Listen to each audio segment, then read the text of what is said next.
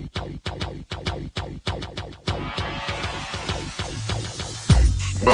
to the Odds Breakers, number one place for shared, sharp betting information. Welcome back to podcast 52 of 2021. I'm your host, Kiev O'Neill. You can follow me on Twitter at OBKiev. Follow us to the Odds Breakers and follow us on social media / the Odds Breakers. This episode is being brought to you by BetUS.ag. For a 100% sign-up bonus, please visit BetUS and use the promo code BetterOdds. Terms, conditions, and location apply. If you'd like to help us out with our costs and sponsor the website and the podcast, we'd love to help you out. Please visit theoddsbreakers.com, click shop, and become a member. Until August 24th, for $24.99 a month, you can get my plays and premium plays before the line moves. Please check out our other cappers as well. They're actually on fire in Major League Baseball, and now football's coming. And if nothing else, please visit theoddsbreakers.com and become a free picks newsletter subscriber.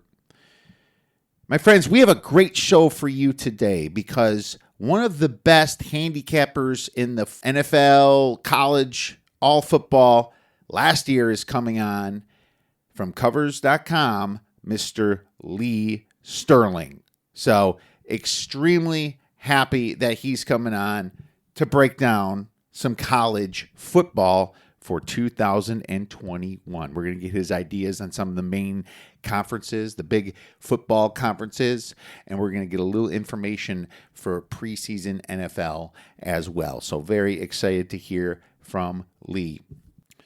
Before he comes on, I want to quick put a correction in our NFL stats from last podcast. Totally forgot to put in teasers where we were 11-6 last year itself in teasers, as well as some of the derivative market plays, some of the prop betting. So we are actually up a couple more percent to 54, up about 60 units. So I factored that in to the equation as well. I'm actually very excited to get into teasers. Our Refuse to Lose teaser that we give you every week was just a fantastic bet. And the books are starting to catch up. They're starting to put more juice on them. -115, -120. Just shop around for your best numbers when it comes to teasers coming in to this year. I'd also like to announce that we're going to go on a little bit more video platforms. We're on YouTube, obviously. I've never done a lot of videos, but need to do more. Obviously, with Kyle, we're still going to have Better Odds every single Friday throughout the whole season, including basketball season, Better Odds sports betting. But we're going to do a little bit more on Twitch and TikTok and a few other places. Want to start doing a little bit more into the props. The props have been very profitable for us, so expect a prop bet on video. Or if the market doesn't give us one, we won't. We'll just talk about some leans Monday and Thursdays for your Thursday night football, Monday night football games, as well as maybe a few for your college football Saturdays if the books give them out, as well as your Sunday NFL football. So make sure you check us out. My friends, before Lee comes on, I'm going to talk about something that's somewhat important. Now, it's more important, obviously, when these games happen in college because scheduling spots are massive. They're massive when it comes to college football because every game's important, right? You can't just lose 2 games and not miss the playoffs, right? College, you're always trying to win your conference or your playoffs no matter what. Now, if you really stink at the end, that's something different. But every single game is important to these kids. Plus, they're trying to get into the NFL. That's one of the biggest things that I absolutely love about college football in general, obviously. But what's important is certain spots. The spots are bigger because emotions come into things. When they beat big teams and big rivals, it just means a heck of a lot more when it comes to college football. And when they have a game on deck, maybe past a smaller game that they could look past, that's something to look for in the scheduling spots. These sandwich games. Now, I don't know if it's going to be a sandwich at all times because we can just project how good these teams are going to be. At least according to the market, we can use their projection.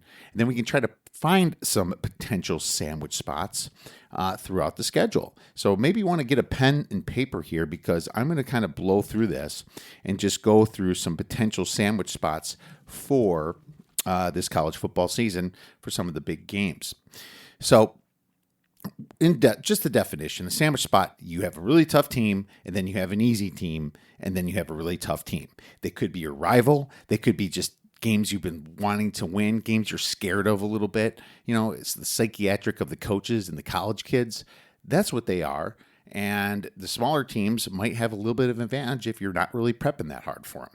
That's what a sandwich spot is. Now, having a sandwich spot on the road can be a lot more impactful than having it at home. But I've seen teams still screw up home games against inferior opponents because they're thinking about the team ahead of them. Now, in general, if there's a bye week in between it, it's not really as much of a sandwich spot. Unless they're playing a very big rival or a very big name, then you can kind of classify. But best rule of thumb, there's no bye weeks, and there is a very small game in the middle, something that they're not going to respect. Now, when it comes to betting these things, remember, it's always price dependent. I've seen spots get overpriced and oversteamed, and it was actually more profitable to go the other way. Always price dependent. And it's not like you have to bet on these sandwich spots. It's either it makes you lean against betting a good team, or maybe a little bit for if the spread somewhat lines up. Maybe in your handicapping, some handicappers assign 2 points to these sandwich spots.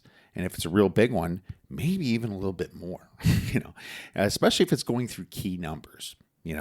Think about that. If it's a 10.5 point spread, they're favorites by 10.5 on the road, and it's a sandwich spot, that's something that might trigger you to buy it because it goes through that 10 key number.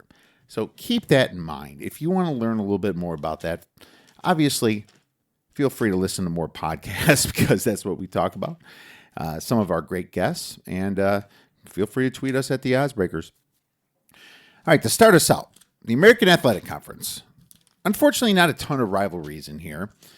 There's some really good teams, UCF and Cincinnati.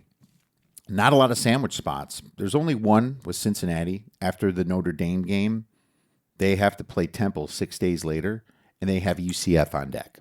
So I can see that bugging them a little bit. They might be thinking about UCF. Very possible. Unfortunately, UCF's rival is Memphis. Memphis has kind of been down. And then they have Cincinnati and then Memphis. Horrible situation because they only have 6 days rest before they get to Memphis. I find that very interesting here. Maybe Memphis first half, but nothing really sandwich in that whole situation. Now, SMU, they play their rival Houston on October 30th, and then they go to Memphis November 6th, and then they have UCF on deck. So at Memphis is a little bit of a sandwich spot for SMU. Memphis got nothing because they're not playing their rival, and obviously they don't even have to play Cincinnati, which is very nice. They completely avoid Cincinnati and UCF. Very nice for their schedule. I'm not high on Memphis as a team, but their schedule seems pretty easy compared to the rest. I believe that's all we have in the American Athletic Conference to talk about. Unfortunately, UCF and South Florida were rivals, but South Florida has been such a terrible team. Not as much to discuss there. Let's go to the ACC. Clemson. Florida State. No. They got at Louisville, then Connecticut. Florida State was a rival for them, but Florida State has just not been living up. Now, some people think they could be a little sleeper this year, but nothing really there. I mean, they played Georgia their first game. Then they have South Carolina State. Then Georgia Tech.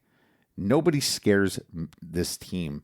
They have 0 sandwich spots in the schedule.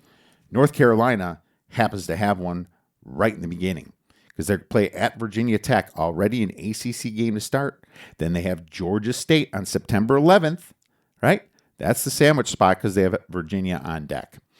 So with them, just having Georgia State in the middle when they're starting the ACC like this is a bit of an annoyance. They do have Notre Dame later, too. That's really interesting. And then Wofford at the very end. I wouldn't call them a sandwich spot because FCS gets crushed. Nothing for Miami or for Wake Forest. Virginia Cavaliers has Notre Dame on November 30th. Then they're sandwiched at Pittsburgh because they have their rival Virginia Tech at the end. It's rivalry week, right? November 27th. So that at Pittsburgh game might not be something they're going to prepare for as hard if they're more thinking about their rival. Now, obviously, all depends. When teams are, if they get completely crushed throughout the season, then all these spots are off the books because they're just trying to win anyway. Florida State, October 9th, at North Carolina. Then they have UMass 2 weeks later. Kind of funny. They need 2 weeks to prepare for UMass. What a terrible spot for a bye, but they have Clemson after that. So very weird scheduling spot for them. They're going to get crushed most likely at Clemson. Not even really a sandwich spot there. Just a very weird spot I wanted to point out. Boston College. No, not a sandwich spot because they have Temple is too easy at Temple, then Missouri, then Clemson. But Missouri could be a look-ahead spot to Clemson. Maybe they just don't care so much about Missouri. But everyone seems pretty high on Boston College. Louisville, obviously, whenever they play Kentucky at the end, is a look-ahead spot. But Syracuse is before them, so that's not as necessarily a sandwich spot, but makes the same type of argument. That's about all we have in the ACC. Going to the Big Ten. Ohio State has the perfect schedule this year. They avoid at Wisconsin. They get Penn State at home, and they have at Michigan. And I don't think that they're going to let off the gas if they're undefeated by the time they get to the end of the year at Michigan. So, interesting for Ohio State. I know Indiana gave them a run last year, but they're right next to Penn State. Nothing there. Wisconsin. They do have a sandwich spot in the very beginning of the year because they have Penn State September 4th, and then they have to play Eastern Michigan at home, and then they have to play Notre Dame 2 weeks later. I guess being that it's 2 weeks is not as much of a sandwich spot, but it's still a huge name and a huge game in Soldier Field, so that makes it somewhat of they could look a little bit past Eastern Michigan or maybe just try to protect their players a little bit more in the second half. You never know. I'm not going to be like running to the window to lay 35 points against Eastern Michigan with Wisconsin, right? All right, next one is Iowa. And you think this might be a sandwich spot. October 9th, Penn State. October 16th, Purdue. And then October 30th at Wisconsin. But there's a few reasons why it's not. Number one, there's a big bye week in the middle, and that would make that a smaller sandwich spot if they didn't lose their first game of the season at Purdue last year. They lost to Purdue, they lost by 1 to Northwestern, and then they rolled their schedule, winning their next 6 games in a row, including Wisconsin. So it's a rivalry, but they're going to try to beat Purdue for beating them last year. Always got to think about that stuff. Indiana at Penn State. It's October 2nd, and then they have a bye week. But are they going to be thinking about Michigan State, or are they going to be thinking about Ohio State the very next week? So yeah, there you go. They could let down a little bit against Michigan State. At least they have the bye week, making it less effective. Penn State at Iowa, October 9th, October 23rd. They get Illinois at home, and then at Ohio State. That Illinois game could be a little bit of a letdown for them.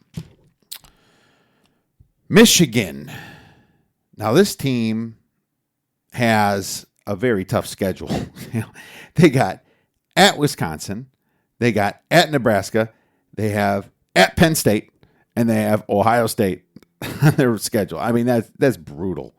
Unfortunately brutal. But at the very end of the season, November 13th at Penn State, and then they get Maryland sandwiched before Ohio State. So that's a big sandwich spot for good old Michigan if they're doing good. Now, if they're doing horrible, I wouldn't necessarily fade them. They might just want to beat down Maryland, right? But if they're doing pretty good, that would definitely make a lot more sense. Northwestern, nothing there. Minnesota at Iowa, the 13th, then at Indiana before Wisconsin. They're Wisconsin's rival for the Axe, and the at Indiana is a sandwich spot for them. They didn't play Indiana last year. Nebraska, they're sandwiched to southeastern Louisiana. Now, I don't think an FCS school could be a sandwich, but it is between Ohio State and at Wisconsin. If the spread's like 50, I would maybe look to southeast Louisiana, obviously depending upon where my power ratings are and where Sagarin's is. I really like to look at Sagarin's when it comes to FCS. Really good stuff there. Then that's about it. Next conference, the Big 12. Oklahoma has the perfect schedule. They might be looking past Baylor to Iowa State, but before that they have Texas Tech. And Kansas State is a revenge spot in the middle of West Virginia and Texas. So that is definitely not a sandwich spot at all. Not a lot in the Big 12 here. Just kind of think about look-aheads when Oklahoma's playing Oklahoma State, when Texas is playing Oklahoma, things like that. But I looked at these schedules before I went on the podcast, so I wrote them down, what I think. Baylor, between West Virginia and Texas, October 9th. West Virginia, October 16th. They play BYU, and then they have Texas on deck, but they at least get a bye week. So they might prep for BYU a little bit more and not think as much about Texas, although they are in-state. So somewhat of a rivalry. Just wanted to point that out. I wouldn't call that a big one. Next, Conference USA. The problem with Conference USA is that Marshall's schedule is extremely easy, and there's not a ton of big rivalries in this conference either. UAB is relatively new. They're going to be looking ahead to Marshall when they play Marshall, but they get Rice before that, so nothing big there. Everybody and their mom is on Texas San Antonio. So Middle Tennessee is rivaled with Western Kentucky, so they might be looking past Southern Miss on October 30th. So that's a potential one right there. Western Kentucky will be looking towards Middle Tennessee. So that's obviously the other side of it, right? But they have Charlotte on deck, and Charlotte's terrible, so nothing really there. Next one we have, FIU might be looking past Central Michigan. It's a MAC game, like the fourth game of the season, because they play FAU. So that's kind of an in-state rivalry. So September 25th, even though they have Texas Tech before that, which is tough, they're probably going to lose that. So it makes it less of a big spot, right? Like a big sandwich spot unless you're winning that game. But just think about that as a look-ahead spot. They might even expect to lose to Texas Tech, right? All right, so let's move along to the next conference, and that is the MAC. Ball State right in the beginning. At Penn State, September 11th. At Wyoming is the sandwich spot, and then Toledo at home. Toledo is very good in the conference. They're picked to be a top 2, top 3 conference team. Wyoming is a distraction, and it's really hard to play at Wyoming. So I wanted to point that one out. Ohio is at Buffalo, and you know how good Buffalo's been. Then they have Kent State, October 23rd, October 16th, Buffalo, October 23rd, Kent State, and then November 2nd is Miami, Ohio. Like an 11-game difference there, so somewhat of a bye week. But Kent State is kind of the sandwich spot for Ohio. Then you have Central Michigan. Between Toledo and Western Michigan, they have shitty Northern Illinois. And I'm okay with saying shitty Northern Illinois because they're terrible. And they're going to be terrible this year. But Northern Illinois is in the middle of Toledo and Western Michigan. And there's a 10-day rest after the Northern Illinois game. Somewhat of a bye, but still could be a look-ahead spot. Maybe it's that one that Northern Illinois actually shows up for. Same deal with Western Michigan. They have Central Michigan November 3rd. Then they have Akron November 9th. And then November 16th, Eastern Michigan. Somewhat of a rival there. So the Akron would be the sandwich spot, but I would need a hell of a lot of points if I was going to bet on Akron. That's all we have in the MAC. And the worst of the worst teams, just remember, they don't really have sandwich spots because they're probably not winning any games. If they win a game, if it's a big upset, yeah, maybe they'll have a letdown spot. But there's nothing really that you can say would be a bad team sandwiched in between two good teams. The Mountain West. Start with Nevada. They have October 23rd at Fresno State. Then UNLV on October 30th, and then at San Jose State, who they lost to last year. So the UNLV is a spot right there to look at. Boise State, unfortunately, has no sandwich spots because their schedule lined up pretty good for them. I mean, Nevada to BYU, BYU is somewhat of a rival with them, so they're not gonna look down on BYU to play Air Force.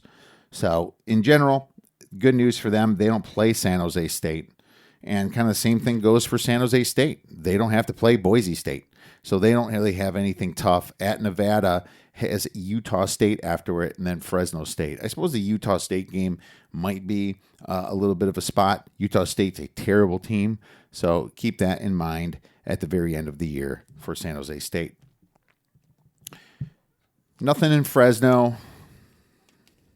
Not a ton of, like I said earlier, rivalries in this conference. New Mexico State's obviously not in it anymore. So, sorry, New Mexico. I'm sure you're extremely hurt about that. I guess Nevada and UNLV somewhat, but UNLV has just been bad. I don't see them winning a lot of games this year. All right. Next, we have the Pac-12, and Oregon's got a fantastic schedule. The only sandwich spot they have is at Washington, November 6th. Then they have Washington State, which is a sandwich spot, and then at Utah. Utah's could be a really tough team. They avoid USC this year. So, think about that. I mean, go Stanford, Cal, at UCLA. So nothing really there. They do have to play Ohio State, but they get Stony Brook and then Arizona. It's not like they're going to be sandwiched between any of those teams. Next, we have the Washington Huskies, and they have two spots that's interesting in their schedule. They have at Michigan on September 11th, then Arkansas State is the sandwich spot, and then Cal. No bye weeks. So September 18th is an early one for you against Arkansas State. They could let down a little bit if they beat Michigan.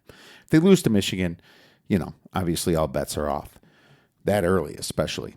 Arizona State, later, November 13th. Then they have at Colorado.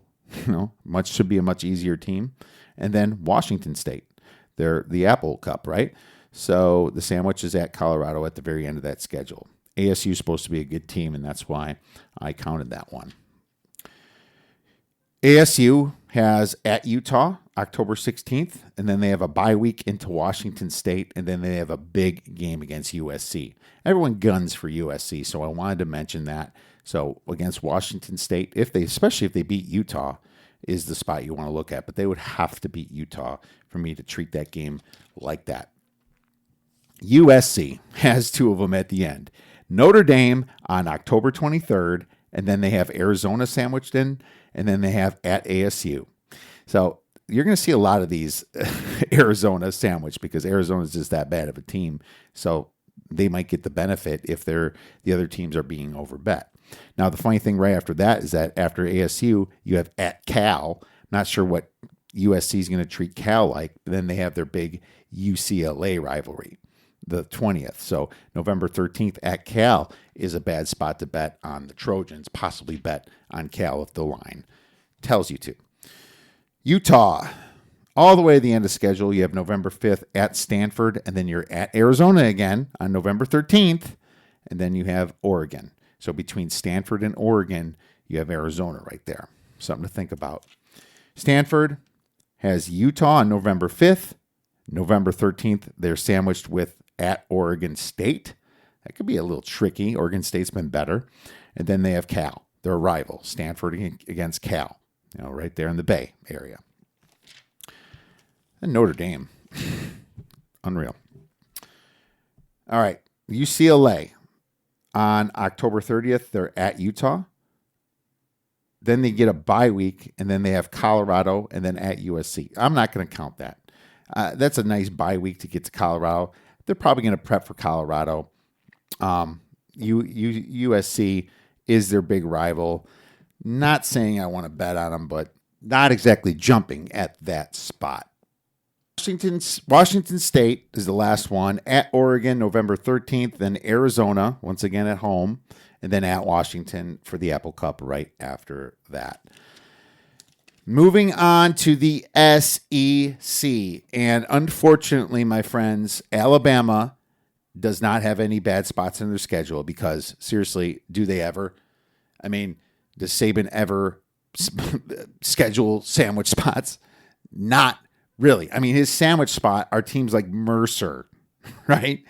I mean, teams like New Mexico State between LSU and Arkansas. So, there's nothing really there. And plus, Alabama's just so much better than everybody else. I mean, in general, there's Georgia, but there's nothing that really affects them, so that they're that good. Everyone's gunning for them, unfortunately.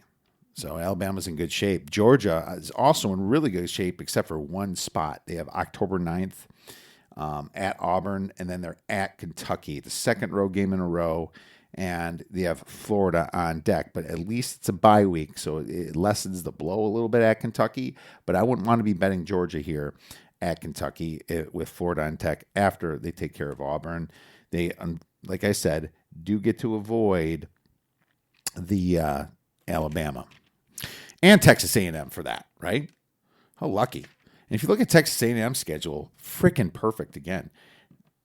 They do not even have to play Florida and Georgia, right? How perfect did that line up? They get some of the awful teams like Vanderbilt, like South Carolina, at Missouri. So they really lucked out with their schedule and their non-conference. Kent State at Colorado and New Mexico. Freaking cake. So it almost looks like besides Alabama, which is a home game, by the way, their hardest game is at Ole Miss. Probably after Auburn. That's what I would think. So what a fantastic schedule. Holy cow. At LSU, maybe at the end, but not so high on them. Florida. They actually worked out really well. They have a nice bye week between LSU and versus Georgia. And, they're not going to take LSU lightly, right? So they don't have any exact sandwich spots. They do have to play Alabama, but then they get their rival Tennessee afterwards too. So that's not a spot. LSU has two of them. October 2nd, they have Auburn. That at Kentucky's the sandwich spot. And then they have Florida. Now, that LSU and Florida has been kind of trading blows over the years. They don't like each other at all. So they're probably going to look past Kentucky a little bit to Florida. I think Kentucky might benefit a little bit on a few of these betting spots. So keep that in mind when looking at Kentucky's schedule throughout the year. Next one, we have Auburn, and they have a spot. They go to Penn State, which is a big game, Big Ten game. They want to prove something, right? Then they have Georgia State just sitting there on September 25th, which ain't no that easy of a cakewalk. I mean, Georgia State, not a great team, but it's not like they're playing New Mexico State or UMass, right? Or Louisiana Monroe. Then they have on October 2nd at LSU. So Auburn, definitely a sandwich spot against Georgia State right there. Interesting spot. Ole Miss, they have a couple of them.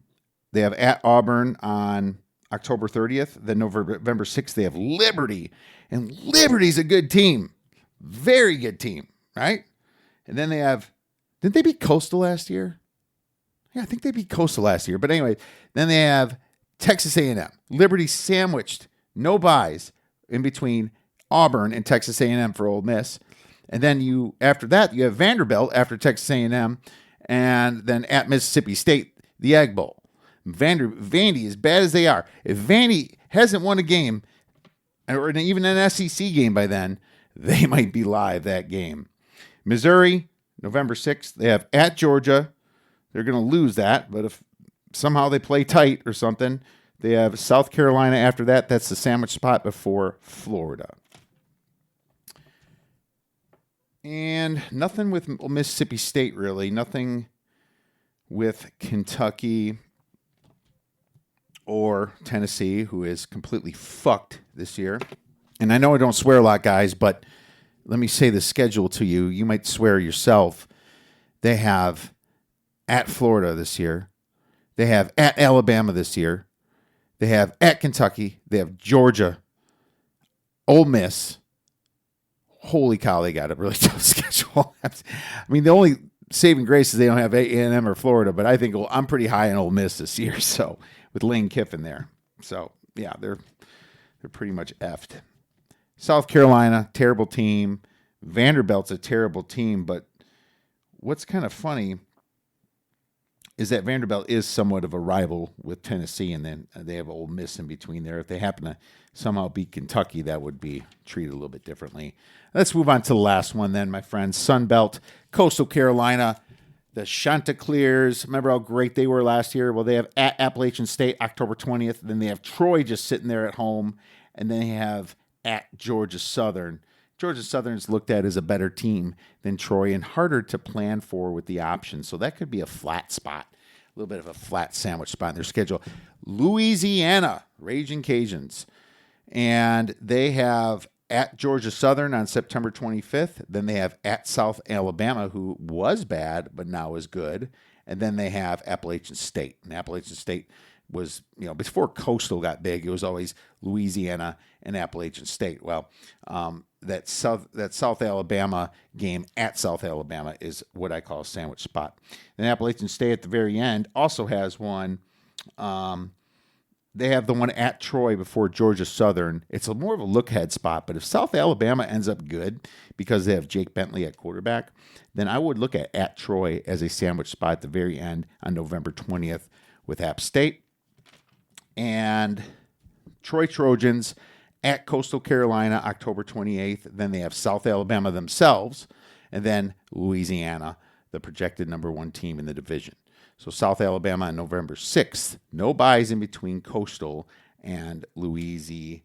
And that's it, my friends. Louisiana Monroe's terrible.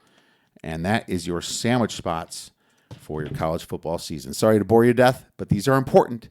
And even if you don't remember them, I want you to have better awareness for them. Without further ado, let's bring on Lee Sterling from Paramount Sports. Now, I'm very happy to bring back a longtime winner in the sports betting industry. You've heard him many times on the radio, the television, all sorts of media, podcasts, and his great takes throughout the years. I'm very pleased to welcome back Mr. Lee Sterling to the Oddsbreakers podcast. You can follow Lee at Paramount Sports and check him out at ParamountSports.com. Man, Lee, football season's coming around, my man. Are you excited? How's everything been treating you? How can you not be excited? Last year was a record year for me. No one hits, 65, 70%. We hit 58%, and it's documented. I sold my picks last year for the first time in over a decade on covers.com. Before that, I'd sold them on Vegas Insider and didn't quite work out for me. Wasn't the perfect mix, but covers was great, and my record's verified. You can see I was the number one handicapper combined NFL and college. Money winner. If you were wagering between $100 and $500, you made almost $20,000 on my plays last year. Number one combined. And I also put my picks up on my website under recent results. So you can see every selection I've had for the last 5 years. If someone's not transparent, you don't want to be with them. And like I said, that is a almost record year. I think that was the second or third best year ever out of 28 years. So anyone telling you they're hitting 65 or 70 or 80%, it's an absolute lie. Absolutely. And make sure when you check out documented handicappers, check them out on sites that they can't manipulate. There's a lot of apps out there that people will change, and you can download those apps them yourselves, So only check them out on those places if you want some of the truth. And the best places have all the plays you can make, prop plays and everything. If they just have limited lines, you can't do derivative markets. Not usually the best place. But Lee, man, it just makes me more proud to bring you on, how successful you are. We are definitely top-class handicapper show. So excited to get you on this show, man. And now football's here, and that's what I've been doing. Trying to enjoy my summer, a little baseball here and there, and then lots of tonight. Yeah, tonight's Field of Dreams. Yep. So that's exciting. White Sox, something different. We're in cities. You're in Arizona. Your team is almost like a AA team. my team's like a AAA team, the Marlins. So we've got to have something to look forward to. Yeah, some of the worst, but it's going to be so cool to see those in the cornfields. So thanks for reminding me about that. Been slammed otherwise prepping. A lot of people contact you this time of year to get on your website, and meeting after meeting. But Lee, this is the important stuff because this is what our listeners tune in for. So let's get right into this, man. We're going to do a little college football here, kind of a high level here. I'm just going to kind of name a conference, Lee, and then you let us know if you like something. You can pass on one or what. We're not one to go over every single line in every single conference or anything like that. There's 130 teams, no reason to do that. But let's start right away with the ever-changing American Athletic Conference. It starts with the A's. What do you got in this one? Yeah. Well, the favorite is Cincinnati. I think they're going to be really good. They got a returning quarterback in Desmond Ridder. Luke Fickell does a great job. Also special teams. Their special teams are special. They're generally top 20, top 25 special teams. The better teams will do the small things. So they'll block punts. They're not going to give away points. That's why, they're up at the top. That's why they ended up dethroning Central Florida. So, Central Florida is really good, and I love their quarterback. And I think actually Gus Malzahn's going to do a better job than what they had there before. I just think they had a drop off. I love Dylan Gabriel. I think he's excellent, but I think they've got some holes there. Not the same there. They had more explosive players. So if you're looking for maybe, a team that might come out of nowhere, maybe SMU or Memphis. Both teams are explosive. SMU's got a transfer quarterback, Mordecai from Oklahoma. A lot of people don't know about. They've got some really good running backs and receivers that are game changers. But Cincinnati's the best team. If you want to hear, Phil Steele and tell you Ohio State, Alabama, and Clemson will be in the Final Four, this is not it. Are those good? Are those good teams, Lee? And he'll never tell you his record. Phil does a lot of homework. I'm not going to deny that. He's good for filling out like depth charts, but as far as prognosticating, he's not going to make any money. I think he's lost 3 or 4 years in a row. Hasn't been pretty. You hear about the guys, Phil tries hard, but just can't win. He's fairly honest. But there's guys out there. The new one is Vegas Dave. I don't know if you heard that name. We've spent way too much time on Vegas Dave. He's claiming now he's like 68-4 on plays. He can go 1-15 and claim it as a winning day. So I'm waiting for him. I think he's the next guy that gets popped and gets locked up. He's already been in trouble from what I know, and I know. He's beaten a girl, got for an assault charge. He was using fake Social Security numbers, but I think he's eventually going to get popped and sent away for probably 10, 15 years for just running all these scams and fraud. You can't tell people you went 15-1 when you went 1-15. Over and over, and it's just not right. And I'm tired of, dealing with, I'll spend a couple minutes if someone's new explaining to them, what they can expect. You're not going to make 20 times your money, but just frustrating dealing with the same stuff over and over with some of these guys. There's some people that can win, but those certainly aren't two of them. Oh, for sure. And I just want to tell you, I like what you said about SMU because I actually took their over 6.5 wins here. I love the non-conference, right? Because you have Abilene Christian, you have North Texas, right? Louisiana Tech's obviously not that. You want to know a team that's underrated? No one talks about is Tulane. Okay. Yeah. Tulane was. I keep looking at them. I took a shot with them last year. Last year wasn't their year, but I wouldn't be shocked if they snuck up on somebody. Well, they blew one game. I'll never forget. I think they were up on Navy like 21 or 24-0. Just one of these things where everything the snowball. Once things went wrong, it was a snowball effect in that game. They go 6-6. Willie Fritz is an excellent coach. Another coach, great special teams. I think he finally found a quarterback in Michael Pratt. He's got some really good running backs. They play good defense. They had almost 40 sacks on the year. Now, how many teams? The weakness of the biggest weakness of the AAC teams on a whole, and then also the teams below it, the Sun Belt and Conference USA, is they generally get no pass rush. Right. You just can't find defensive linemen. But they had almost 40 sacks, and that tells you something in a total 12-game season. So he's very underrated. He won wherever he's been. Yeah, 100%. That was my other team I was kind of teasing because the prices on Cincinnati, they're not there. And the problem with Cincinnati is they return everybody too. And they get the tougher games at home. So I don't know yet about a future, but a season win total, certainly looking at them. Let's move on to the next conference then, the ACC. I mean, there's Clemson, just like Mr. Phil Steele says, and then and one thing I will say about Phil Steele, fantastic magazine. I mean, he does a lot of great things. It's just not all the time it's betting. So I want to give Phil Steele some props here, and I do get his magazine among others every single year. But this is it's Clemson, and then all of a sudden there's the public darling North Carolina. There's the great quarterback at Miami with the recruits that never put it together. And then kind of the rest, man. So do you have anything talk about in this conference? I think Wake Forest might be a sleeper. They had a lot of COVID cases and injuries last year. They finished the year and they had like half their roster. So I think they're a team that returns a lot of guys and might be under the radar. I mean, no one's beaten Clemson. I mean, I'll tell you flat out, I think Clemson's the best team in the country. Yeah, so maybe. Why do I say that? Everyone will tell you Alabama and probably Ohio State. So they have a returning quarterback that is under the radar and played a couple games and played great against Notre Dame. He was the number one recruit. They might have had the number one running back coming in, Will Shipley. So they're not going to miss a beat there. They got three receivers that are 6'3", 6'3", and 6'4". I'm talking about Nagata, Frank Ladson, and Justin Ross. These three guys are 6'3", 6'4", can fly like the wind, and can jump out of the gym to get a ball. They're almost all three unguardable.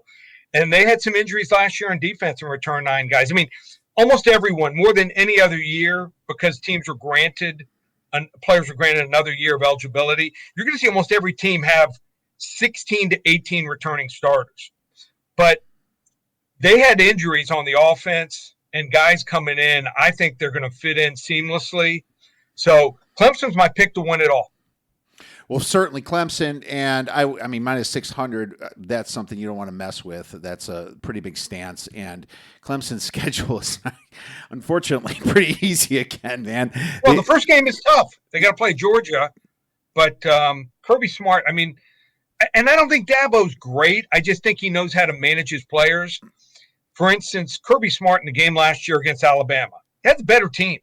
They're up at half. They should have been up double digits. They're only up 3 or 4. I just don't think he knows how to close out games. I just think that teams take the personality of their head coach, and Kirby Smart is not a guy that I want in a real big game. Well, that's fair enough, and it doesn't matter for the conference to win this game, but I do love it. I think even the loser of this game is still going to be in it and still in the top 5. Right. So remember that. It's not going to hurt them, because if it comes down to like a Wisconsin, a Penn State against them at the end, and they're going to have that one loss to Ohio State, let's say, in the finals, they're going to pick Clemson that lost to Georgia. That's just the way it happened early. Right. It happened early. It's the first game of the year. Yeah, you look at the recruits. And let me say this about Miami. Miami is recruiting better and better. I just don't think Manny Diaz is a great game day coach. He's going to call the defenses this year. He's going back to calling the defenses. Now, people say, well, he was a good defensive coordinator. Miami's played some good teams and stopped some good. That's incorrect. If you look this up, and I think their offense is going to be good. King is a game changer. He turned them in to a competitive team last year. If you have a quarterback, you got a chance, and their offensive line will be better. But their defensive line and linebackers are still not good. They had a guy named Bradley Jennings play middle linebacker, number 44. Watch the cut-ups. Watch any game from last year. The guy's awful. Stinks. He started 11 games, and he had 39 tackles. At middle linebacker, you could fall down and make 39 tackles. Just lay down and guys will trip over you. North Carolina ran for like 556 yards in that last regular season game against him. They realized how bad he and a couple of other linebackers were. So Miami's beaten some good teams over the last couple of years. They beat Notre Dame at home, but Notre Dame's offense wasn't good. They have not stopped a good offense in probably 15, 16 years. So they're going to have a lot of guys drafted, defensive backfield, running backs.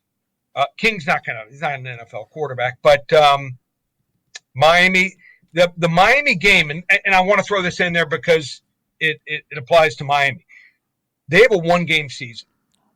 If Miami gets blown out, loses by 30 to 40 games, there won't be 30,000 people at the Miami games the rest of the year. You mean that first game versus Bama? Is that what you're talking about?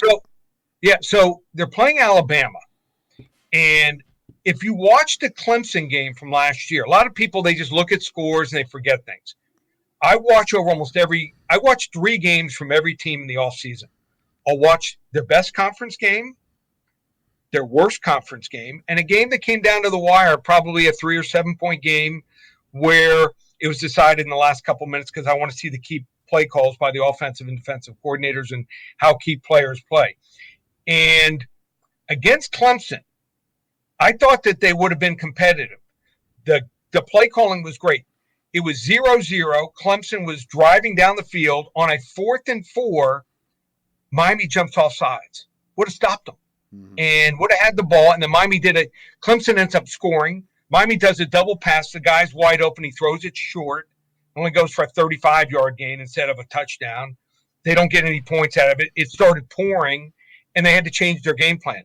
I think Miami's going to play to win if they're smart. They're offensive and defensive coordinators. I think they're going to put some pressure on Young, the quarterback for Alabama. I think Alabama's great. They got a lot of young talent. Watch their spring game. But Young can be pressured. And I think Nick Saban knows that. He did not want to start with Miami. Miami still has athletes, and I think they're going to – Miami's smart. They bring the heat. They don't allow, Alabama to run over like North Carolina did. I like Miami in the 18. If Miami can go into the fourth quarter down 7 to 10 points, I think it's a win for Miami. So I think it's that important for them to lose by 17 points or less in that game. So interesting coming into this because you have a new offensive coordinator because Sarkisian's gone in Alabama, and you have a new quarterback because Alabama first halves have been just cashing out like Bitcoin, I mean, just crazy, right. Just crazy. But this is the time where you start questioning it when there's such major changes. Everything's going right. I mean, they had back-to-back great coordinators. They get a coordinator who's now the coach at Mississippi. And great play caller. Sarkisian, great play caller, had some substance abuse problem, drinking too much, alcohol problem. And I don't think O'Brien's right for the college game. Bill O'Brien is – I couldn't stand him when he was – and he did Belichick a favor probably because he was under Belichick, they're friends. Yeah. So – I don't know. I'm scared. This might be no duh that it's all Nick Saban anyway. They start blowing it, but I'm not willing to just bet on Bill O'Brien yet. We'll see. We'll see what happens. Now, great stuff. Let's move on to another conference then, with the limited time we have. Okay, Big Ten, right? Big Ten. My Badgers are in it as usual. Second best favorite, but I sure as hell went late or give plus 600 to win the conference. That's horrible number. These future numbers have been awful. Just to let you know, you're laying. You don't have to play it. The key is I don't play many future college numbers to win conferences. I'll take a flyer on a couple teams. If you don't like it, the key is don't bet it. Yeah, there's not much to bet because this year they're all massive holds for these books. I don't know if you know this about NFL win totals. If you add up every NFL win total, they're higher. It's 6 more wins than are games played. So they know that the public plays overs. So if you don't like something, I play a lot more unders and overs generally in NFL win totals. I mean, they're setting you up. And then they add the juice. So, I give out a couple to my clients, but if you're looking for 5 or 10 in the NFL and college football, I just don't have it. All right, I agree. Well, let's get into the Big Ten then a little bit. Obviously, big transition with Ohio State, with the quarterback gone and a couple other players, Browning and the running back, Sermon. and obviously Fields. But I took Michigan under 7.5 with plus money. I don't every year I don't take their under, and Harbaugh's just stink, and I keep wondering why. And this is one I haven't given out to odds breakers yet or anybody on a podcast. But here's the thing: I also took Penn State under 9, but they play each other, and I think the winner of this still can go under 9, and the loser's probably go under 9. I mean, you're looking at Michigan, brand new team again. They never return production. They have Washington. They're at Wisconsin this year. They are at Michigan State, which is kind of their rival in a way, at Penn State. Ohio State should be on the road because they're going to lose it anyway. I mean, there's four or five losses just right there, and then that means they have to beat. How about Maryland? They're going to play Maryland. Maryland could be tough this year. You want to. Indiana could be better, and Indiana was good last year. I think Indiana's going to be really good. People forget Indiana was right there with Ohio State. Indiana only lost by a touchdown that game, and later they lose their star quarterback. So I don't have any real strong opinion on those totals, but I do like Indiana. I think Indiana is going to be a really strong team. I think Penn State, you might be selling them a little short. Well, Penn State, if they do beat Wisconsin, that first game at Wisconsin, Bucky's usually good the first game. They prep for a while. Then I'm going to be a little bit more worried about that, but then I'll be a little bit more happy about the Michigan one, right? But here's the thing. They're at Ohio State. They're at Wisconsin, like I said, and they're at Iowa. And I actually have Iowa slightly power rated a little bit higher than Wisconsin. So if those 3 losses happen, you're pushing. And so they just got to beat Indiana. They got to beat Nebraska. A couple other tough ones. Oh, they got Auburn this year, which is not a give me, but they should win it. But it's not a give me. And then at Maryland, Rutgers, at Michigan State. When was the last time Penn State got 10 wins? Right, forever. And it's been a while. They could be at 9. So I think Auburn's going to be pretty tough. I mean, hey, Auburn recruits some pretty darn good players. Trust me. It may not be Alabama. And Nix has not been great, but he hasn't been horrible. They haven't given him a whole lot of talent around him to set him up to be successful. So, that first year he started, he was young, and the whole team was young, right? All the good guys were drafted that year from Auburn, the defensive tackles, and then so now he's kind of growing with this team a little bit. And they could be a little bit better this year than last year's. And so who knows what Penn State's going to be. Penn State was one of those teams that the year before they were getting all the lucky wins, and last year they got the unluck. So 9's still high for me. Any other thoughts in the Big Ten? I like Indiana. Okay. I think Maryland might be good. Maryland always has injuries early in the year. Team to look at early. I mean, how are they getting these players? Are they paying him? Who would want to come to Maryland? I don't get it. Loxley must be a good recruiter. I think he's an awful coach. Remember, he coached at New Mexico. I think he was like 2-30, something like that. 2 wins and 30 losses, then punch one of his coaches and gets fired. I remember. He rehabs. Another coach rehabs at Alabama, and then he gets his. Yeah, he's recruiting, but I don't get it. I mean, there's a lot of kids that are picking Maryland over Penn State, Michigan. So. Wow. I don't think he's much of a coach, but you look at the kids and where they're rated and who they had to choose from. He's done an impressive job. And then the team I like is Nebraska. I'm not saying they're going to win 9-10 games, but Martinez, if he doesn't have, he had someone just looking over his shoulder the whole last couple of years, and they brought in a couple of recruits, not game changers at receiver and running back, but I think that they can consistently move the ball. Big defensive line. I like their linebackers. They make plays in space. So I think Nebraska is probably the most improved team in the conference. I wanted to be. This was the year I circled to be high on Nebraska, but after the COVID season last year, things got screwed up. They still have to go to Wisconsin, and they still have that Ohio State on their schedule. It drives me nuts. They've been playing Ohio State like every single year of Scott Frost's tenure, man. They cannot get a break. I think his first year, everyone thought. I think the line was like 17 or 18 at home, and it was like 31-0 middle of second quarter, and everyone turned the game off. So I'm not saying he's a great coach, but I think he's bringing in some solid talent, and I think they'll be improved. He was great at UCF, if you remember, with Mackenzie Milton. So let's move on to the next conference then. Yep. So you kind of like the overs on those season win totals, I'm guessing, are the 3 that you mentioned. Let's move on to Is it Big 12? Big 12 is next. The conference that's still barely the Big 12. But as far as this year is concerned, they are the Big 12. So let's take a look at it. I mean, this conference has a giant like Oklahoma. And after they beat up Florida, who is missing players, they're extremely hyped this year.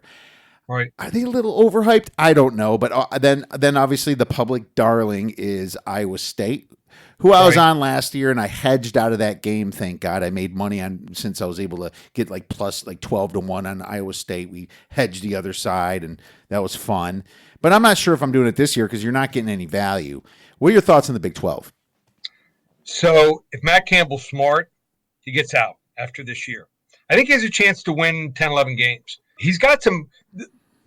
How do you go from a good team to a great team? He's got a quarterback in Purdy who didn't play that well last year. I think he had like 18 touchdowns and 8 interceptions. It wasn't that impressive. I think he underperformed. He's got a great running back in Breece Hall. I think he'll be a late first, early second round pick. Got a tight end in Kohler, who's great. It's like 6'6", 6'7", almost unguardable. Couple offensive linemen. He's got Rose, a middle linebacker, and a DB and L. He's got 5, 6 guys that might go in the top 2, 3 rounds. So he might recruit well, but after this year, it's going to be over. So I think he's got to go for it. I don't think Texas is back. A lot of people like Texas. I don't think they're back. I think it's going to take them a couple years. They don't have the depth. TCU isn't there. Mike Gundy, his offensive coordinator, since they made a change a couple years ago, not the same. They don't have that explosiveness there. And I don't like Casey Dunn, their offensive coordinator. So that's one of the things. West Virginia, looking for a sleeper. Another team returned 17 guys, established quarterback, running back.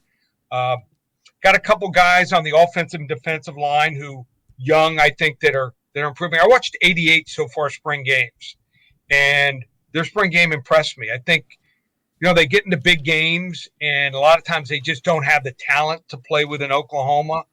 But I'm not saying they're going to win the conference, but you're looking for a team that might take to the next level. They were 6-4 last year. I think West Virginia and Neil Brown, who did great things at Troy in his third year. Third year is usually when things starting to fall into place. All right. So West Virginia, I like Neil Brown, man.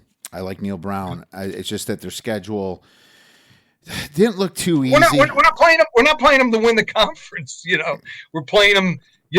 To win more games and to cover more games than most of the teams. No, that's fair. I think sometimes you like something like you say, I'm going to like this team ATS this year, and that's kind of a great point. It's not like the team that's down. Is Kansas State. I thought they, in the third year of Chris Klieman, I thought they'd be making the next step. I don't see it. I don't see the talent there. They just don't have any game breakers at wide receiver, running back. Their top 2 sackers from last year left, so. It's an interesting conference. A lot of teams are going to take shots at Oklahoma and Texas for leaving. Mm-hmm. Texas may not be as excited a couple years from now when they get in the SEC and they start going 6-6 and they realize they should have stayed probably in the Big 12. I think they're making a mistake. Now, do I think the SEC could be wonderful to watch every week? I wanted Miami to go there. I'm from Miami. I said when they went to the ACC, go to the SEC. Listen to these. And I'm hearing from a pretty good source what these 4 different quads are going to be. They're going to have Texas, OU, Arkansas, and Missouri.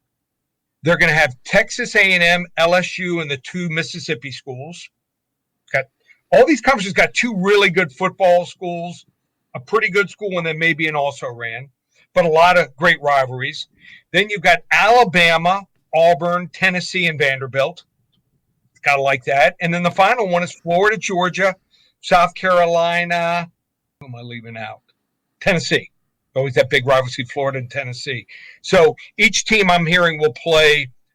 You'll play each team in your division once, and then you'll play 2 of the 4 teams in the other 3 divisions of the SEC. So at least if you're a fan of an SEC team, you're going to play every team every other year, and you'll have a home game against every team every 4 years. Yeah, So yeah, that's it. That's interesting how they're going to do that, and like a round type of robin when they play, the conferences, right? The other conferences. It's crazy to me how the other ones are going to survive, but that's a completely different subject. Right. We could me and you can talk about that forever if we decide to go into that topic. I agree with your Kansas State assessment because I heard someone like the over. They're 5.5 wins. But first of all, their first game versus Stanford, that's not a give me. Stanford's going to be ready. The Southern Illinois is a win, but then Nevada was one of the best teams in the Mountain West. And then there's one later, I believe. Where are the wins going to come? Yeah, I know, because you're at Oklahoma State. You have Oklahoma at home, which is worse because you're giving up a home game to lose. Then you have Iowa State at home, which is bad because that's another home game to lose. At Texas Tech, who knows? TCU at home, who knows? At Kansas is their third win, I'll just say. And then West Virginia, maybe 3.5. Baylor, 4.5. At Texas, maybe, So I'm kind of leaning towards the under with Kansas State. And I do like Kleiman. I just don't think it's his time yet. When coaches come from FCS schools into a completely different area of the United States, believe it or not, none of the high schools are pushing for them to recruit their kids to those schools. He's kind of I know that. And what happens is they start recruiting and they're like, oh, this guy's better than what we had at FCS. Yeah, they're better, but still not good enough to beat an Oklahoma, a Texas, an Iowa State. Right, exactly. And I can see Texas starting off slow again, just becoming Texas, and so I agree. Everything you said. They don't have the depth. Listen, sometimes you get nothing at a press conferences from coaches. I heard Steve Sarkisian interviewed, and they asked him, what's the difference between Alabama and Texas? And he said, we got some good frontline players. He goes, we're looking to build the depth. So what he's telling you, if you read between the lines, they don't have any depth. They get any injuries, they're in real trouble. Oh, no, totally agree, 100%. We're kind of going a little slow on time, so why don't you just stick to the big conferences here, skip the MAC, skip Conference USA. Let's go right to the Pac-12 there. And this is interesting to me because the Pac-12 South, I feel, is pretty loaded with not elite teams, but good-ish, great-ish teams. Like Arizona State's supposed to be great this year. Utah is Utah, right? They're coming back. And then but listen what's going on with Utah. Charlie Brewer transferred. The average person's going to think, oh, it's Utah. Their offense hasn't been good. Their defense is usually good in special teams. Charlie Brewer, watch the spring game. He goes 15 for 15. Oh, yeah. He picked up the system. Charlie Brewer, I'm telling you, I'm almost sure was hurt last year and played. You can put money on it. I think he played hurt and he left. Why did he leave? I think he had some big problems with the offensive coordinator. Offensive coordinator got fired after 1 year. What does that tell you? So they got some guys that can play. They also got one of the key running backs from Oklahoma. He should be able to do some damage there. Got a couple young receivers. So Utah might actually have an offense. USC is USC. They're loaded. This Helton can't screw it up. And Herm Edwards, he's got talent. I mean, he returns 20 out of 22 starters. And they did, they switched to a pro-style offense last year. I think with them only playing 4 games, the development of Jaden Daniels hurt a little bit. So I think he'll be much more better. But they need more. The key is got to get more pressure on the quarterback. That's the key. They had it last year, and they need to keep those sacks up. You get those plays for losses. They blew both games that they lost. They went 2-2. They were up on USC, I think, by 2 touchdowns. They lose 28-27 and then lost to UCLA, but blew out Arizona and Oregon State. Those 3 teams, I mean, that's going to be a dogfight. You're right. Those are 3 really good teams. And even UCLA. That's what I was going to say. I was going to say UCLA. I made a lot of money on UCLA last year, and they returned Robinson and everything. So it's those 4 teams are just super good. Now the problem is, are you going to pick one to win the South? You almost sold me on Utah because when Brewer played against Oklahoma, and I believe that was the Kyler Murray year, he stuck with that team. A bunch of under-recruited guys at Baylor. Yep. Right after the scandals happened, Matt Rule's I think maybe his last year there, did that good at Baylor. I I would not be shocked for them to win at USC and possibly take that division. So I'm going to be looking a little bit more into the Pac-12 here. Well, let's move on to the SEC then, man, the big one that everyone's talking about. So obviously, just like you kind of teased earlier, Bama returns, really? Not a ton of production, but they're a reload team. But Bryce is their quarterback over there, Bryce Young, and everybody's ranting and raving about the spring game. And I never looked. I like watching the spring games. I don't look too much into them. But, losing Sark is just interesting because that offense that they were running made anybody look good. And I'm wondering, does Saban retain a lot of that stuff? Was it all Saban? Does it flow into their new offensive coordinator, man? I'll let you get started. So I think Young's going to be good. I think it's going to take time. Just watch him. I like, playing college quarterback. I think I'm pretty good studying quarterbacks. I think he's going to be good, but when he doesn't see his first receiver right away, he starts scrambling. And Mac Jones would go 1, 2, 3. He'd pick up being in the system and playing in games. You can't do anything. You can't buy experience. And I think that hurts them. Now, they got a lot of real good running backs. They lose Harris, who's amazing. 3 really good receivers. But they got some real good young receivers. The guy to watch is they're going to use this kid named Keelan Robinson. So he didn't play in the spring game, number 2. They're going to use him at slot back, running back, receiver. He's kind of a guy that can do everything. So he might be the next, slash they call out there. So their defense is going to be really good. I mean, they came on last year as the season wore on, and they got accustomed to each other. Didn't start well against Mississippi, but I think the time to catch him is that first game. And with O'Brien, coaching his first college game, back as offensive coordinator, they might get him. A&M is interesting. So I think A&M talent-wise is the closest team to Alabama. So they got a quarterback battle going here. And a lot of people think that they're going to go with, I think his name is Zach Calzada. They think they're going with him. If I'm right, and if I'm Jimbo Fisher, I go with Hayes King. Hayes King is more mobile. How do you beat Alabama? You got to have a dual threat quarterback. And Hayes King is a freshman that I think that he may not be quite as good a passer as Calzada right now, but I think he's a much better runner. Listen to their schedule. They start off with Kent State at home, win. Colorado will be a win. New Mexico, blowout. Then they play Arkansas. They'll beat them. Mississippi State, they should beat them at home. And then they got Alabama. So it builds up. I think it works out perfectly for them. If Calzada is the quarterback and they play Alabama, I don't think they'll win because I think they can game plan for him. But with King, remember Johnny Football, what he did to him? They could be scary good. They got Anias Smith at receiver, slot back, who's amazing. Isaiah Spiller. These two guys are going to be first, second round picks. They are that good. And they got some guys on the defensive line. They're next level guys. He's been recruiting. So A&M's the team. I don't think LSU's there. Ole Miss will be fun. They throw the ball around, still no defense. I think Auburn's going to be improved. So, no, I love the fact that they have 2 easy games because they return only one offensive starter for the line, one O-line. But, after all these years. Auburn returns 4 or 5. Oh, I'm sorry. Auburn return. I was thinking you're still talking about A&M there. Okay. No. But A&M only has 1 returning starters. But teams like that, like A&M and Alabama, they've been recruiting so well.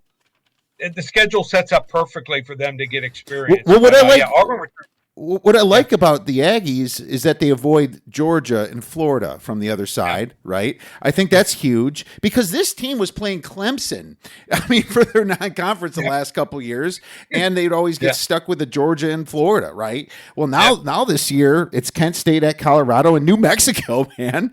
And then you're right. That builds momentum because they're winning by 30 points. They destroy Arkansas that has no defense. They blitz Mississippi State at home, and then they get Alabama at home. What a better setup than Texas A&M for. And if they win that game, they got South Carolina at home after that. Missouri at Missouri, big deal. Auburn at home at Mississippi. I mean, LSU last game could be tough if they're not injured, but I think the schedule sets up perfect for A&M. I think this is the year that Alabama loses a couple games. All right. Well, I love it, man. I'll put that right out there. Because I want change. Dang it. I want change. I want to see someone else. Right. Who does it? It may not be 2 years in a row, but I think they're going to lose 2 games this year. All right. No. Other side. I'm going to give you a quarterback I think that's going to be an absolute disaster. Emory Jones for Florida. I don't think he's a passer. Pop in the tape of him playing last year. He's mobile, but just not a passer. Okay. I think you're going to end up seeing a freshman quarterback take over there by midseason. So, well, Mullins likes that dink and dunk stuff a lot, with the but still, he's not accurate. He's not a passer. Yeah, they lost so much at Florida. I'm worried about Florida, man. Well, they got so they got Jacob Copeland coming back. They have another kid, Xavier Henderson. Remember his brother played defensive back, cornerback, first-round pick by Jacksonville 2 years ago.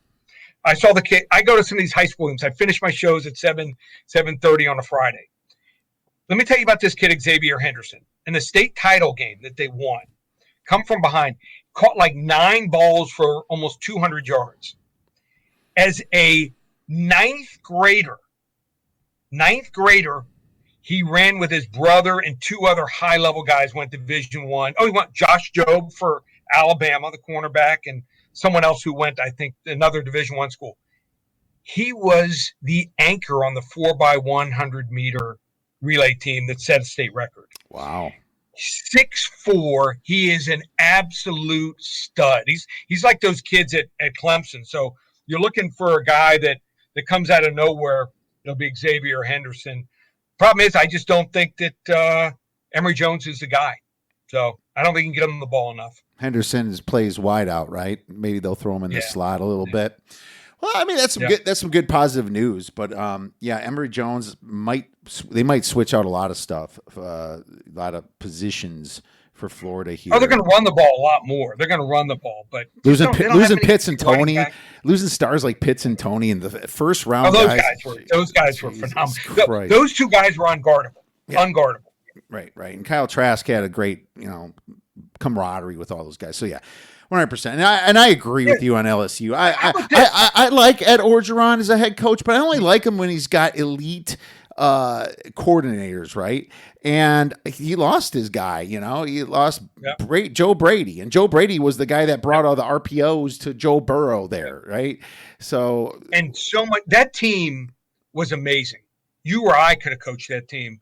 I don't think Ed Orgeron's a good coach. I think he was saved by he just happened to he struck lightning in a bottle with the head coach getting a coordinator like Brady and the talent that he had. I mean, Joe Burrow the year before when he came from Ohio State was terrible. Wasn't any good at all. Yeah. Came out of nowhere. Yeah. Everything clicked. And how good was Trask last year?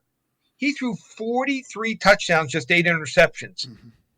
If Jones throws 25 touchdowns and has 10 interceptions, I would qualify that as a good year. I don't think he's going to do even that. Well, funny you mentioned that. How bad of luck was it for Trask to have, guys like Trevor Lawrence and Justin Fields and those guys in his draft class when he should be the one starting this year for the Jets?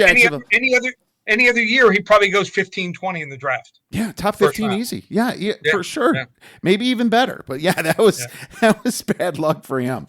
Well, good stuff, man. We're already into 40 minutes. So I have to ask you, have you made any plays yet for college football week 1 or any games of the year? Or is there any free plays you want to give out to anybody listening or watching this video? There's obviously a few lines out week 0. We can go over those lines if you want real quick. Okay, so give me the lines week 0.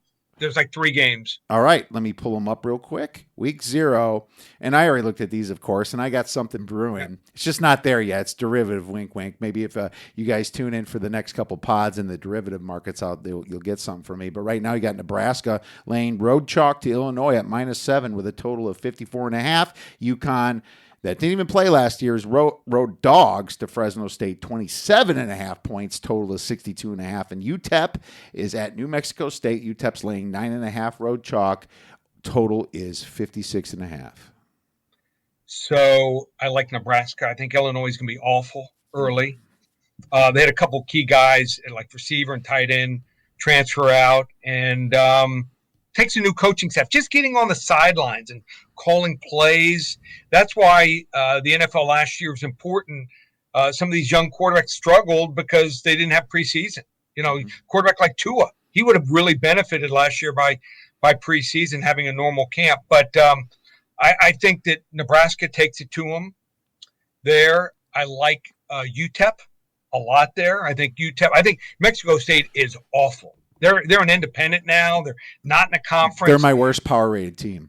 Yeah, they didn't play last year. They played, I think, a spring season against like 2 Division II schools, and both Division II schools went up and down the field on them. Anyone who was anyone left that team, and UTEP was actually pretty good. They couldn't, play with teams like Texas, but I think they'll score enough. They're not a big score, but they should win that game like 38-7, something like that, 38-13. So I like that there. A week 2 play to look out for. I wouldn't take UCLA and lay the wood against Hawaii. UCLA as a home favorite has been horrific. I think like something like 17-24 the last decade, and Chip Kelly's not good as a home favorite. But I want them to just win the game. Win it something like 35-24, something like that to Hawaii. But that extra game experience and then play at home against LSU, it might be a 3-4 point underdog. That might be a spot there to take UCLA. I think LSU is going to have trouble with mobile quarterbacks. Look it up. They didn't face many mobile quarterbacks. A mobile quarterback, I think, will really give them trouble. All right. Well, great stuff. Thank you for that. Make sure you guys check out those plays and those leans for week 2 coming in. A little tease there with the LSU UCLA game. How about the NFL, man? Preseason's upon us. Games tonight, games Friday, games Saturday. I think it's that time. Yeah, a couple I like. I like New England tonight a little bit. Got a quarterback battle going there. I don't think Cam Newton is going to hand the keys to Mac Jones. And they had a lot of guys last year out with COVID and injuries. They're really deep. So I like them there over the Washington football team. Well, hopefully, because this pod's coming out tomorrow. So we'll see if we'll see. Right there. Here's one for Saturday. I like Miami getting 3.5 at the Bears. Look at the Bears starting 3 receivers. I think they're worst 3 or 4 in the league. The next 10 receivers on the roster, I barely even heard of. They got absolutely no time. You haven't heard about Wims? You haven't heard about Riley Ridley? Yeah, right. I've heard of him because he's from down here in South Florida. But other than that, I hadn't heard of any of the other guys. You see a lot of 17-13 scores in preseason, 17-16.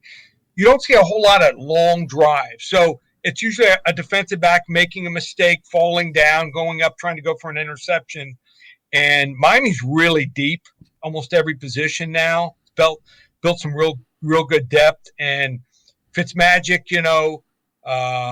he moved on, but they're playing the Bears. And I think Justin Fields is going to be great, but maybe not playing a half here in his first game. So, and I'm hearing Bears are not going to play their starters much at all. And they don't want to take a chance anyone who's even close to not 100%. So I think Miami's going to play their starters and their backups a little bit longer than Chicago, and getting 3.5. A lot of games, remember, almost no – I haven't seen a game in over a decade go to overtime. So they don't now. Preseason games are not allowed to go to overtime. Oh, is that their new rule? Yeah, that's what. Yep, that's the new rule. Yep. Yeah, so they go for 2 if they score a touchdown, and so – getting 3.5, that's a big number. You can lose a game by 1 or 2 points and still win the game. Funny you said that, because I was talking about that on our Monday show / Tuesday morning that comes out. I'm like, how is Matt Nagy, who's 0-3 week 1 in the preseason, a 3-point favorite here when his defense is all guys that are not going to play because they're older guys are already set in their positions. They're just going to be trying out a bunch of people. How is that even possible? It made me scratch my head, man. So I'm and another one, Green Bay. Green Bay's laying through. I know, Rodgers isn't going to play in the game, but love hearing good things about him. The third string running back for Green Bay is better than probably the Texans starter at running back. So Watson's not going to play. Come on. I mean, yeah. Well, they're not going to play Ingram in Houston. That's for sure. And so, here's the funny thing about that. After all the crap that Love got this year, don't you think he's going to have a little chip on his shoulder? and they have a great receiver, but the next 7 or 8 receivers are like all the same. They're like interchangeable. Yeah. Totally. So I think he's going to make some things happen. He's got a chip on his shoulder. They got depth running back. I mean, defensive line, second, they've been building that depth. It's the reason they went to the championship game. They had a better cornerback. They beat Tampa Bay. Yeah. So they were right there. Oh, well, look at that, man. So we like looks like the Packers and the Dolphins here, my man. Well, where can our listeners find your great information and plays so they can also be $20,000 up like shown at covers.com? Just go to ParamountSports.com. We actually won hockey there. It was our first year back in hockey in over a decade. We won hockey. We're number 6 right now in baseball with a bullet. Since they had these guys can't doctor the ball anymore, that we've been studying the spin rates, and there's some pitchers that are having big time problems. So that's helped us, and we're on a roll there the last 2 months. I think we're like 70, 48, and 1 in baseball, winning almost $15,000 the last 2 months. So coming out of a hole and in the plus there, and like I said, number 1, and I don't think anyone's documented record can match up to mine. So just go to ParamountSports.com. All the specials are up and available. Or if you want to speak to me personally, now's the time in the next week. I'll speak to you personally, 800-400-9741. Check out Lee Sterling. Lee, thank you so much for taking the time coming on. I'm excited for some football, man. Enjoy the rest of your week. Too. All right. Take care. Make sure you guys check out Lee at ParamountSports.com.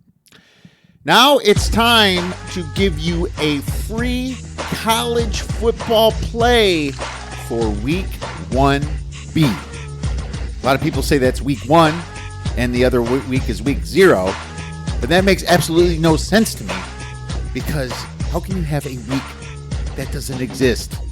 There's Week 1A and Week 1B. If you want to complain to me about that, feel free to tweet us at the Oddsbreakers.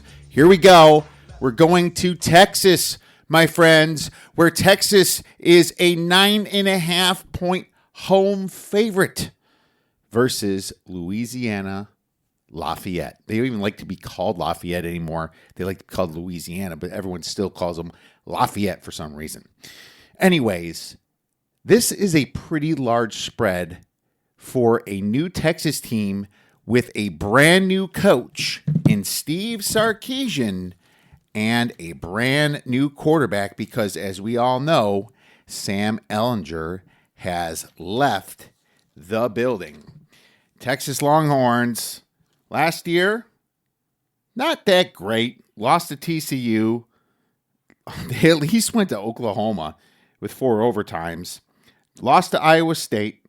But then, destroyed Kansas State and Colorado. The problem is they don't return a ton of production. As a matter of fact, new quarterback Casey Thompson is going to be thrown in and with high expectations to lead this Texas team through a tough Big 12 schedule. Now, we obviously don't care about the Big 12 schedule. We care about this game.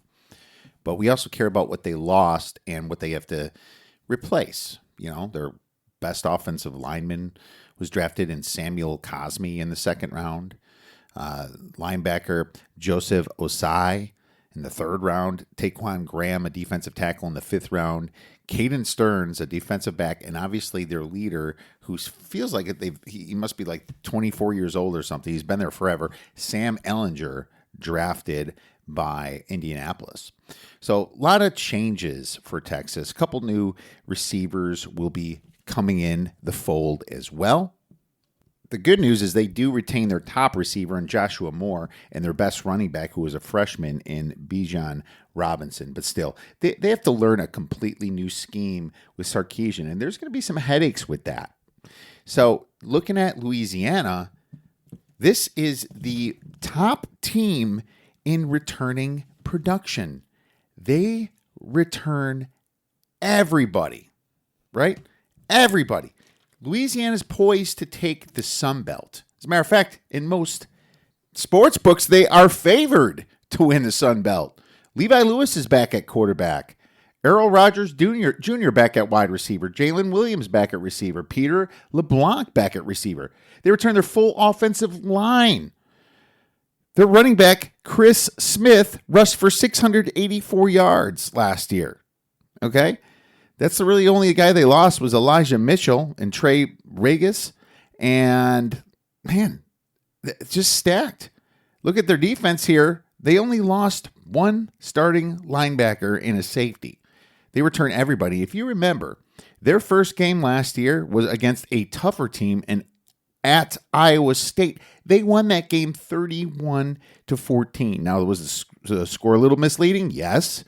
But that doesn't mean that they don't know how to beat these big teams and prep for them at the beginning of the season. And they're sitting here at 9.5-point dogs. Same coach in Billy Napier. Love his record, 28-11 at Louisiana. Take the Raging Cajuns plus 9.5.